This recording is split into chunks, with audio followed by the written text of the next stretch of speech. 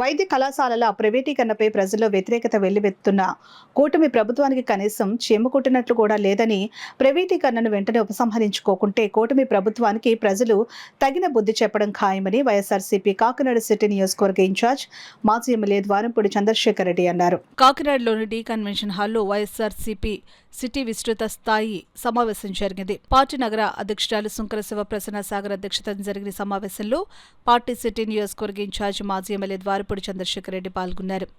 ఈ సందర్భంగా ఆయన మాట్లాడుతూ రాష్ట్ర వ్యాప్తంగా వైద్య కళాశాలల ప్రైవేటీకరణపై ప్రజల్లో వ్యతిరేకత ఉందని అన్నారు. పార్టీ అధిష్టానం ఇచ్చిన పిలుపు మేరకు కాకినాడ నగరంలో 1 కోటి సంతకాల సేకరణను ఉద్యమంగా చేపట్టడం జరిగిందని అన్నారు. ప్రైవేటీకరణను వెంటనే కూటమి ప్రభుత్వం ఉపసంహరించుకోకుంటే ఉద్యమాన్ని పార్టీ ఆదేశాల మేరకు మరింత తీవ్రతరం చేస్తామని అన్నారు. ఈ కార్యక్రమంలో పార్టీ నాయకులు, కార్యకర్తలు పెద్ద సంఖ్యలో పాల్గొన్నారు. మన జనరల్ ఆసుపత్రి ఉందనుకోండి, ఎవరిలో ఫ్రీయే. ప్రభుత్వ మెడికల్ కాలేజీకి ప్రైవేట్ మెడికల్ కాలేజీకి చాలా ఏంటంటే ఒక 10 మంది 20 మంది ఫ్రీగా చేసి మిగతా 90 మంది కూడా డబ్బులు వసూలు చేస్తారు. అదే మన ప్రైవేట్ మన గవర్నమెంట్ హాస్పిటల్ ఎలాగైతే ఉందో మొత్తం అన్ని మన రాష్ట్రంలో అన్ని జిల్లాల్లోనూ కూడా ఒక్కొక్క మెడికల్ కాలేజ్ ఉండాలి. జగన్మోహన్ గారు ఆలోచించి ఆ జిల్లాలో ఇప్పుడు మనకి ఈ రోజు కూడా కొవ్వూరు నుంచి, ఏలూరు నుంచి కాకినాడ వస్తారు. వచ్చే ఉండదు ఫ్యూచర్లో.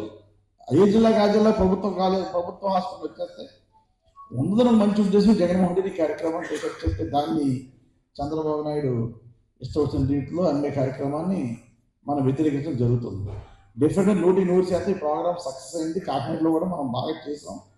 కనుక ఈ ప్రోగ్రామ్కి 10వ తారీఖున కరెక్ట్గా 10 గంటలకి మన పార్టీ ఆఫీస్ నుంచి మన కాకినాడలో ఏదైతే మన కోటి సంతకాలు చేయాలి, కోటి సంతకాల్లో భాగంగా మనం సాధించామో ఇవన్నీ కూడా ఒక టాటా ఏసీలో పెట్టి మన జిల్లా కార్యాలయానికి అందజేయాలి.